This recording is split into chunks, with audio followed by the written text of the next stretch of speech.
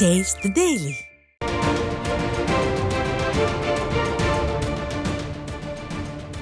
கோவை மாவட்டம் வால்பாறையில் ஆசிரியர்கள் கொடுத்த மன அழுத்தத்தால் அரசு பள்ளியில் படித்த 9ஆம் வகுப்பு மாணவி தீக்குளித்து தற்கொலைக்கு முயன்ற நிலையில் சிகிச்சை பலனின்றி உயிரிழந்தார்.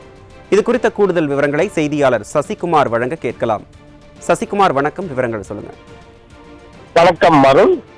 தற்பொழுது அரசு பள்ளியில் படிக்கக்கூடிய 9ஆம் வகுப்பு மாணவியின் தற்கொலை உயிரிழப்பு என்பது அப்பகுதி மக்களை மட்டுமல்ல, கோவை மாவட்டத்தில் இருக்கக்கூடிய அனைவரையும் மிகவும் அச்சத்தில் ஆழ்த்தியுள்ளது. மீண்டும் மீண்டும் இதை உணர்த்துவது என்ன என்றால், தமிழ்நாடு பள்ளி கல்வித்துறை எந்த அளவுக்கு சீரழிந்து வருகிறது என்பதுதான். குறிப்பாக அரசு பள்ளியில் படிக்கக்கூடிய மாணவர்களும் அவர்களுடைய பெற்றவர்களும் மிகவும் ஏழ்மை நிலையில் உள்ளவர்களாக இருக்கும் காரணத்தினால் அந்த பள்ளியில் படிக்கக்கூடிய மாணவர்கள் ஆசிரியர்களுக்கான ஒரு புரிதலை ஏற்படுத்துவதும், மாணவர்களிடையே இளம் பருவ மாணவிகளிடையே ஒரு விழிப்புணர்வை ஏற்படுத்துவதும் பள்ளி கல்வித்துறையினுடைய தலையாய கடமை. அந்த கடமையை ஒவ்வொரு முறையும் ஒவ்வொரு ஆண்டும் பள்ளிக்கல்வித்துறை, தமிழ்நாடு அரசின் பள்ளிக்கல்வித்துறை அலட்சியம் காட்டி வருவதால் தான் மாணவிகளிடையே ஒரு புரிதல் இல்லாத சூழ்நிலையில் பல்வேறு மாணவர்களிடையே ஒடுக்கமின்மை காரணமாகவும் பல்வேறு போக்சோ வழக்குகள் தமிழகத்தில் அதிக அளவில் பதியப்பட்டு வருவதை நாள்தோறும் நாம் பார்த்து கொண்டிருக்கிறோம். குறிப்பாக நமது தொலைக்காட்சியில் ஒவ்வொரு நாளும் மாணவிகளுக்கு எதிரான பாலியல் தொல்லைகளை விரிவாக தெளிவாக எடுத்துரைத்து வருவது அனைவரும் அறிந்ததே. இந்த நிலையில் தான் கோவை மாவட்டம் வால்பாறை ரொட்டிக்கடை பகுதியில் உள்ள அரசு மேல்நிலை பள்ளியில் 9ஆம் வகுப்பு படித்து வரும் கூடிய ஒரு மாணவி கடந்த 10ஆம் தேதி வீட்டில் யாரும் இல்லாத நிலையில் திடீரென உடலில் மண்ணெண்ணெயை ஊற்றிக்கொண்டு தற்கொலைக்கு முயன்றுள்ளார். இந்த நிலையில் தகவல் அறிந்து அக்கம் பக்கத்தினரின் உதவியுடன் வால்பாறை அரசு மருத்துவமனையில் முதலுதவி சிகிச்சை பெற்று அதன் பிறகு அங்கிருந்து அந்த மாணவியின் சிகிச்சைக்காக கோவை பொள்ளாச்சிக்கு அரசு மருத்துவமனைக்கு சிகிச்சைக்காக அனுமதிக்கப்பட்டுள்ளார்கள். அதிக தீக்காயம் காரணமாக அந்த மாணவியை கோவை அரசு மருத்துவமனையில் அனுமதிக்கப்பட்ட நிலையில் இன்று அதிகாலை நள்ளிரவு நேரத்தில் அந்த மாணவி சிகிச்சை பலனின்றி உயிரிழந்துள்ளார். அதன் பிறகுதான் தற்பொழுது அந்த மாணவியின் அதிர்ச்சிகரமான ஒரு வீடியோவானது தற்பொழுது வேகமாக பரவி வருது. அதாவது தீக்காயம் அடைந்த மாணவி மருத்துவமனையில் அனுமதிக்கப்பட்ட பின்புதான் அம்மாணவியாய வாக்குமூலம் போல ஒரு வீடியோ பதிவு செய்துள்ளார்கள். அதில் தன்னுடைய பள்ளியில் படிக்கக்கூடிய ஆசிரியர்கள் அதிக அளவில் மன அழுத்தம் தந்ததாகவும், தன்னுடைய உடல் பாகங்கள், அவர்களுடைய உடை மற்றும் சிகை அலங்காரம் இது போன்ற கருத்துக்களை கூறி மிகப்பெரிய அளவில் மன உளைச்சலையும் மிகப்பெரிய நெருக்கடியும் தந்ததால் தான் நான் இந்த தற்கொலை முடிவை எடுத்துக்கொண்டதாக அந்த மாணவி வீடியோவில் தெரிவித்துள்ளார்.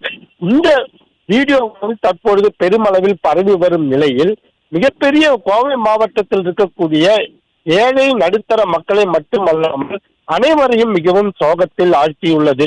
பள்ளி கல்வித்துறையானது மாணவர்கள் சேர்க்கை அதிகரித்ததாக தம்பட்டம் அடித்து வரும் நிலையில் உண்மை நிலை என்ன என்பதை உண்மையாகவே தமிழக பள்ளி கல்வித்துறை புரிந்து கொண்டு ஏழை எளிய மாணவர்களின் மானத்தை காப்பதற்காகவும் உயிரை காப்பதற்காகவும் தகுந்த நடவடிக்கை எடுக்க வேண்டும் என்பதுதான் அனைவருடைய வேண்டுகோளாகவும் இருக்கின்றது.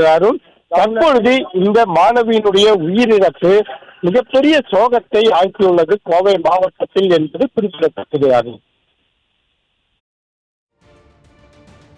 விவரங்களை வழங்கியமைக்கு நன்றி சசிகுமார்.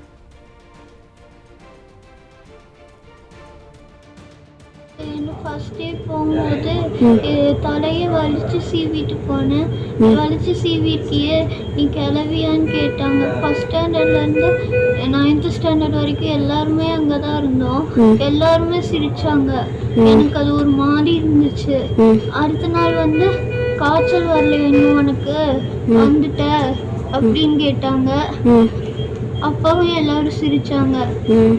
அந்த வாரமே பேசிக் தான் சொல்லி கொடுத்தாங்க. அப்போ அந்த மிஸ் பொறுமையா சொல்லு. அந்த மிஸ் என்னை ஒரு மாதிரியே ட்ரீட் பண்ணாங்க. அதுக்கப்புறம் ஒரு தடவை கிளாஸ் கிளாஸில் வச்சு என்னை வந்து இந்த இது இருக்குல்ல ஸ்லோ லேர்னர்ஸ் அவங்க கூட உட்கார வச்சு எழுத வச்சாங்க. ஆனால் நான் ஸ்லோ லேர்னர்ஸ் இல்லை, நான் நல்லா படிக்கிற பொண்ணு.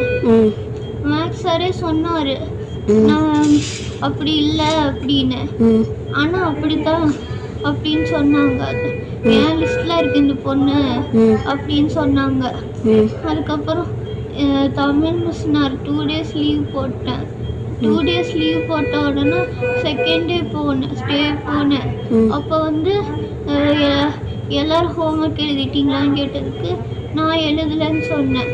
அதுக்கு வந்து என்ன முட்டி போட சொல்லி நீயே உன்னை ஏமாத்திக்கிறேன்னு சொல்லி எனக்கு கோவம் வருதுன்னு சொல்லி என் எக்ஸாம் பேடெல்லாம் தூக்கி வீசி என் கண்ணத்துலேயே அரைஞ்சாங்க. அதுக்கப்புறம் 4-5 தடவை அரைஞ்சாங்க. எல்லாருமே பார்த்தாங்க என்ன. அதுக்கப்புறம் சயின்ஸ் மிஸ் கொஞ்ச நாளுக்கு முன்னாடி நீ நல்லாவே படிக்கலை, போன தடவையை விட இந்த தடவை மார்க் கம்மி, உங்கள் அம்மாட்ட சொல்லி வைக்கிறேன்னு சொன்னாங்க எனக்கு பேரண்ட்ஸ் மீட்டிங் அப்போ. அதனால தான் நான் சின்ன காயமாக நடக்கும்னு நினச்சி பண்ணேன். அம்மா ஸ்கூலுக்கு போகக்கூடாதுன்னு. அது எவ்வளோ பெருசாகும்னு எனக்கு தெரியல. இவங்க இங்கிலீஷ் மிஸ் வந்து என்னை ரொம்ப டார்ச்சர் பண்ணுறாங்க.